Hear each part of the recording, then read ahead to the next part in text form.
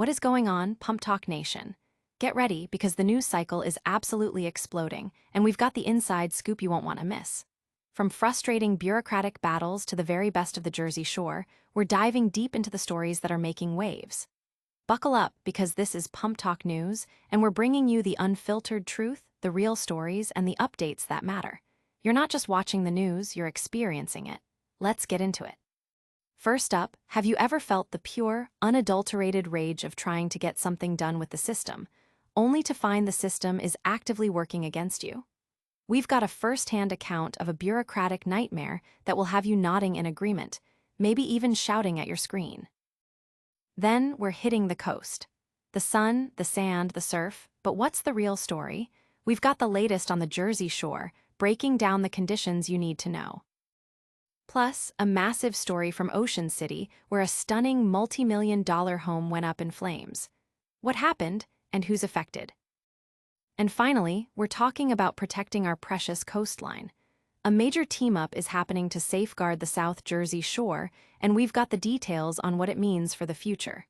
Stay locked in, hit that like button, and subscribe so you don't miss a single second. A bureaucratic nightmare unfolds. Ever felt like the system is designed to make you pull your hair out? Prepare for a story that proves it. This week, we're diving into the frustrating reality of trying to navigate essential government services, a situation that left one of our own on the brink of a nervous breakdown. In New Jersey, the Motor Vehicle Commission, once a place where you could simply walk in, has transformed into a labyrinth of appointments and unexpected hurdles. Our correspondent, facing a looming license expiration and unable to renew by mail, found themselves in a desperate search for an appointment. The closest available slot was hours away, in a different county, on the very day before their license would become invalid.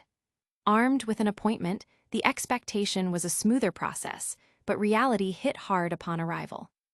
15 minutes before the scheduled time, the parking lot was a chaotic mess, with cars circling endlessly, unable to find a single spot. The realization dawned: making the appointment on time was impossible.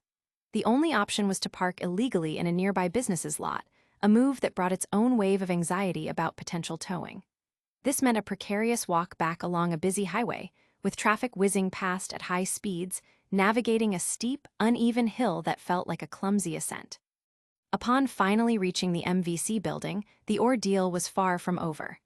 Assigned ticket number 116, the sight of the board displaying only number 40 sent a wave of disbelief through the waiting crowd. Despite having an appointment, there were still 75 people ahead. The question echoed through the room: what's the point of having an appointment then? The answer from a reception desk worker was stark. The system intentionally assigns the same appointment slots to dozens of people, a policy dictated by Trenton. The waiting area, already packed, became even more cramped, forcing people to sit on the floor. A bizarre incident saw a security guard clearing out a section of the room due to one confused individual, herding everyone into a tight, elevator-like space. Hours ticked by, with the prospect of missing crucial work commitments looming. It took nearly 2 hours before the call came to Window 8. The efficiency once inside was noted, but the process wasn't complete.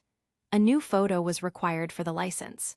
The first attempt was unflattering, and the second, while marginally better, still left much to be desired. The worker's comment, "Nobody looks at these anyway," underscored the perceived indifference to the customer experience. While acknowledging the difficult position of the MVC workers dealing with immense public frustration, the core issue remains: a broken system that needs urgent reform. The experience highlights a critical need for the New Jersey MVC, and by extension Trenton, to fundamentally rethink its approach to service delivery and customer management. This isn't just an inconvenience. It's a systemic failure that causes significant stress and lost time for countless citizens. We need solutions that honor appointments and streamline processes, not create additional barriers. The frustration is palpable, and change is long overdue. This entire ordeal leaves us wondering how such a vital service can operate so inefficiently. But speaking of the Jersey Shore, the weather is always a critical factor for anyone heading down the coast. Jersey Shore forecast: waves, winds, and weather alerts. As the summer season continues to draw crowds to the iconic Jersey Shore, Understanding the daily conditions is paramount for a safe and enjoyable experience. This report provides a detailed look at the beach weather and wave forecasts, crucial information for beachgoers, surfers, and anyone planning activities along the coast. Currently, there is a moderate risk of RIP currents, a significant warning that life-threatening rip currents are possible in the surf zone. This means swimmers should exercise extreme caution and be aware of their surroundings. For Thursday, expect west winds around 5 knots, shifting to south at 10 to 15 knots with gusts up to 20 knots in the afternoon. Seas will be in the 2 to 3 foot range, with wave details showing a 2-foot wave from the south at 3-second intervals and a 2-foot wave from the east at 8-second intervals. Thursday night brings stronger southwest winds, ranging from 15 to 20 knots with gusts up to 25 knots, while seas remain at 2 to 3 feet. The wave detail indicates a 3-foot wave from the south at 5-second intervals and a 2-foot wave from the southeast at 8-second intervals. Looking ahead to Friday, southwest winds will be 10 to 15 knots, gusting up to 20 knots, with seas steady at 2 to 3 feet. Wave details show a 3-foot south swell at 5-second intervals and a 2-foot east swell at 8-second intervals. There's also a chance of showers in the afternoon. Friday night will see west winds around 10 knots, gusting up to 20 knots, shifting to north after midnight. Seas will stay at 2 to 3 feet, with wave details showing a 2-foot south swell at 5-second intervals and a 1-foot southeast swell at 8-second intervals. Showers are possible in the evening. Saturday's forecast includes lighter northwest winds, 5 to 10 knots, becoming west in the afternoon, with seas around 2 feet. Wave details show a 2-foot north swell at 4-second intervals and a 1-foot east swell at 8-second intervals. Saturday night, winds will be light southwest, 5 to 10 knots, shifting to northwest after midnight, with seas around 1 foot, increasing to 2 feet after midnight.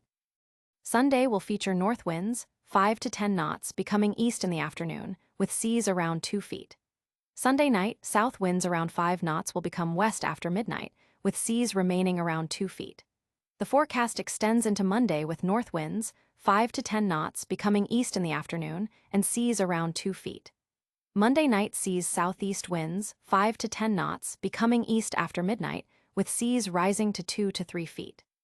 This comprehensive report, compiled from various national sources, ensures that everyone can plan their beach days with confidence, keeping safety and the elements in mind. Remember to always check the latest advisories before heading out. With the weather information laid out, our attention now turns to a dramatic event that struck one of the most popular destinations along this coastline. Ocean City fire engulfs multi-million-dollar shore home. Tragedy struck the picturesque Jersey Shore early this morning as a fire erupted in a luxurious multi-million-dollar residence in Ocean City, New Jersey. The blaze, which broke out around midnight on Wednesday, occurred in the exclusive Tobago Lane area of Cape May County. Firefighters responded swiftly to the scene of the fire, located in the rear of the 2-story single-family home. While the exact cause of the fire is still under investigation, initial reports confirm that the property was occupied at the time the flames ignited.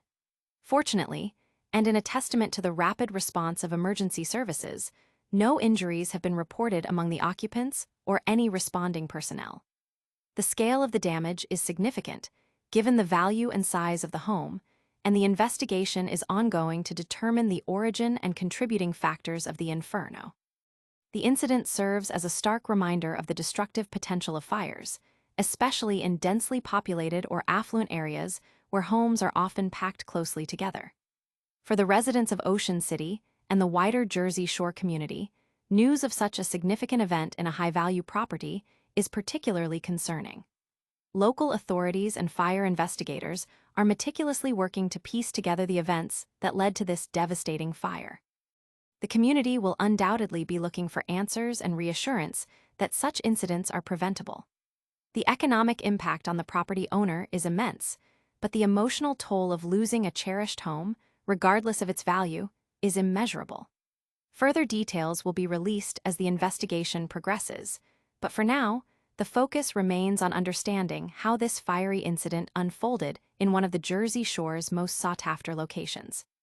The safety of the community and the thoroughness of the investigation are top priorities. While one home faced a devastating fire, other efforts are underway to protect the very foundation of the Jersey Shore communities, their beaches. United Front to protect South Jersey's coastline. A significant collaborative effort is underway to bolster the defenses of the South Jersey Shore, aimed at safeguarding its vital beaches against the relentless forces of erosion and environmental change. Congressman Van Drew recently convened a crucial meeting with mayors from Cape May, Atlantic, and Ocean counties, alongside key leaders from the U.S. Army Corps of Engineers and the New Jersey Department of Environmental Protection, DEP. This high-level summit focused on developing both immediate and long-term strategies to ensure the resilience and preservation of the region's beloved coastline. Congressman Van Drew expressed the importance of the discussions, stating, "Yesterday, we had a very important meeting focused on keeping our beaches strong and secure." He outlined his commitment to future action, announcing his intention to introduce legislation that would secure permanent and reliable funding for beach projects nationwide. This initiative aims to provide much-needed stability for coastal towns and potentially reduce project costs through consistent investment. Furthermore, he plans to engage with the dredging industry to advocate for lower project expenses, a move that could significantly benefit local municipalities. Progress is also being made on his hotspot erosion mitigation law, currently being piloted in Atlantic City, which focuses on retaining sand on beaches while simultaneously generating cost savings for communities. The impact of this proactive approach is already being recognized by local leadership. Avalon Mayor John McCorriston lauded Congressman Van Drew's dedication, stating, "Avalon is deeply grateful to Congressman Van Drew for taking a leadership role on both short and long-term solutions to beach funding issues and future resiliency for coastal regions of the United States." He further emphasized Van Drew's consistent support, noting, "Congressman Van Drew has delivered millions of dollars to support Avalon on prior projects, as he always stands tall for our community and our district. We are excited to support his goal of long-term sustainability for beach stabilization and new approaches that will protect Avalon and other communities in the future." The issue of beach erosion is not confined to a single town. It is a pervasive challenge that affects the entire Jersey Shore. Mayor Vince Cira of Brigantine echoed this sentiment, highlighting the power of collective action. By working together with our congressmen, the Army Corps, the DEP, and our neighboring towns, we can move towards smarter, long-term solutions that protect our residents, our homes, and our way of life. This unified approach underscores a shared commitment to preserving the natural beauty and economic vitality of the South Jersey coast for generations to come. These crucial discussions about coastal protection highlight the ongoing efforts to preserve the Jersey Shore's unique character. But before we wrap up, let's quickly recap the top stories we covered today. And that's a wrap on today's essential updates. We've navigated the frustrating maze of the NJ MVC, checked in on the Jersey Shore's beach weather, reported on a dramatic fire in Ocean City, and highlighted the vital work being done to protect our South Jersey coastline. Don't miss out on any of our breaking news. Make sure you're subscribed, hit that notification bell, drop a like if you found this valuable, and let us know your thoughts in the comments below. For all the latest, follow us on all our social media channels. We'll see you next time on PumpTalk News.